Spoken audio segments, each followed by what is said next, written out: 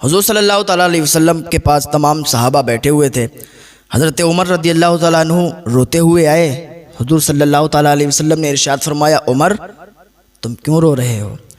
حضرت عمر عرض کرنے لگے، حضور میں ایک نوجوان کی بات سن کر رونے لگا ہوں، اس کے رونے کو دیکھ کر رونے لگا ہوں۔ یا رسول اللہ صلی اللہ تعالیٰ علیہ وسلم اس کا رونا نہیں دیکھا جا رہا ہے۔ حضور فرماتے وہ کون شخص ہے؟ اسے بلاؤ۔ وہ دروازے پر کھڑا تھا، حضرت عمر رضی اللہ تعالیٰ عنہ نے اسے اندر بلایا۔ جب وہ آیا، حضور صلی اللہ تعالیٰ علیہ وسلم نے فرمایا، تم کیوں رو رہے ہو؟ کیا وجہ ہے تمہارے رونے کی؟ اس نے کہا، حضور میں بہت بڑا گناہ گار ہوں۔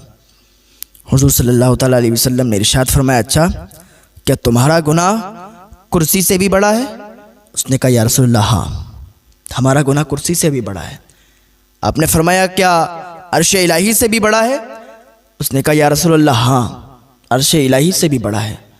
آپ نے فرمایا، کیا اللہ عز و جل سے بھی بڑا ہے؟ اس نے عرض کیا، یا رسول اللہ صلی اللہ تعالیٰ علیہ وسلم نہیں، اس سے بڑا نہیں ہے، اس نے ہی پوری کائنات کو بنایا ہے، وہی گناہوں کو معاف فرمانے والا ہے۔ یا رسول اللہ صلی اللہ تعالیٰ علیہ وسلم آپ کے سامنے نا بیان کرتے ہوئے مجھے شرم آتی ہے۔ حضور نے فرمایا، بیان کرو تم نے کیا گناہ کیا ہے اور کس وجہ سے تم رو رہے ہو؟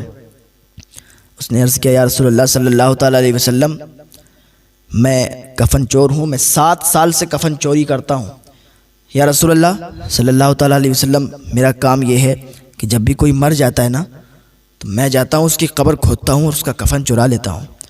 یا رسول اللہ ابھی ایک نوجوان لڑکی کا وصال ہوا، ابھی کچھ دنوں کی بات ہے، کچھ دن پہلے ایک نوجوان لڑکی کا وصال ہوا اور اس کو قبر میں دفن کیا گیا۔ جب سارے لوگ اس کی مٹی دے کر اس کو دفن کر کے چلے آئے نا، میں رات کے سناٹے میں گیا۔ یا رسول اللہ میں نے قبر کو کھودا، میں نے قبر کی مٹی ہٹائی اور اس کے کفن کو چرایا، اس کے کفن کو لیا اور واپس آ گیا۔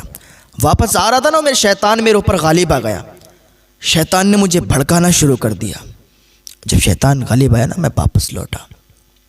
جب میں واپس لوٹ کے اس کی قبر میں اترا، میں نے اس کے ساتھ بدفعلی کر دی، غلط کر دیا، گناہ کا کام کر دیا۔ میں نے اس کے ساتھ زنا کر لیا، اور زنا کر کے جیسے ہی میں قبر سے باہر نکلا نا، یا رسول اللہ وہ لڑکی کھڑی ہو گئی اور کھڑی ہو کے کہنے لگی، تو نے مجھے ناپاک کر دیا، تو نے مجھے مردوں کی صفوں میں ننگا کر دیا، مردوں کی صفوں میں برہنہ کر دیا، تو نے مجھے ناپاک کر دیا، اللہ عز و جل کے سامنے میں کیا منہ دکھاؤں گی؟ جب اس نے اتنا کہا نا، یا رسول اللہ مجھ پر رقت طاری ہو گئی اور میں اللہ کے عذاب سے خوف زدہ ہو گیا کہ اللہ مجھے سخت عذاب میں گرفتار کرے گا، اور مجھے اب پچھتاوا ہو رہا ہے، اب میں اپنے گناہوں سے توبہ کرنا چاہتا ہوں۔ یا رسول اللہ میں توبہ کرتا ہوں کہ اللہ مجھے معاف فرما دے گا۔ حضور صلی اللہ تعالیٰ علیہ وسلم نے ارشاد فرمایا، دفع ہو جا، تجھ سے بڑا کون گناہگار ہے؟ تو بہت بڑا بدبخت گناہگار ہے، دفع ہو جا یہاں سے۔ حضور صلی اللہ تعالیٰ علیہ وسلم نے اسے اپنے سامنے سے دفع کر دیا۔ وہ آیا اور اپنے گھر پر 40 دن اسی طریقے سے روتا رہا، زار و قطار روتا رہا، اور اللہ کی بارگاہ میں فریادیں کرتا رہا، توبہ کرتا رہا، اور عرض کرتا تھا، یا اللہ اگر تو نے مجھے بخش دیا ہے نا، تو حضور صلی اللہ تعالیٰ علیہ وسلم کے ذریعے سے مجھ تک خبر پہنچا دے، اور اگر تو نے مجھے بخشا نہیں ہے، تو نے مجھے معاف نہیں کیا ہے، تو یا اللہ تو آسمان سے میرے اوپر آگ نازل کر دے تاکہ میں اس آگ میں جل جاؤں اور دنیا میں ہی اس کا عذاب حاصل کر لوں، دنیا میں ہی اس کا عذاب بھگت لوں، تاکہ قبر میں اس کا عذاب مجھ پر نہ پڑے اور قبر کے عذاب سے میں بچ جاؤں۔ اللہ رب العزت نے حضرت جبریل علیہ السلام کو بھیجا۔ جبریل فوراً حضور صلی اللہ تعالیٰ علیہ وسلم کی بارگاہ میں حاضر ہوئے، اور حاضر ہونے کے بعد عرض کی، یا رسول اللہ صلی اللہ تعالیٰ علیہ وسلم اللہ کا پیغام اللہ فرماتا ہے، کیا دنیا کو آپ نے پیدا کیا؟ اللہ کے نبی فرماتے ہیں، نہیں، دنیا کو میں نے نہیں پیدا کیا، بلکہ دنیا کو تو اللہ رب العزت نے پیدا کیا، اللہ ہی ہر چیز کو پیدا کرنے والا ہے۔ تو حضرت جبریل عرض کرتے ہیں، یا رسول اللہ صلی اللہ علیہ وسلم اللہ کا فرمان ہے کہ اس انسان کو آپ خبر پہنچا دیں کہ اس کو اللہ تعالیٰ نے بخش دیا ہے۔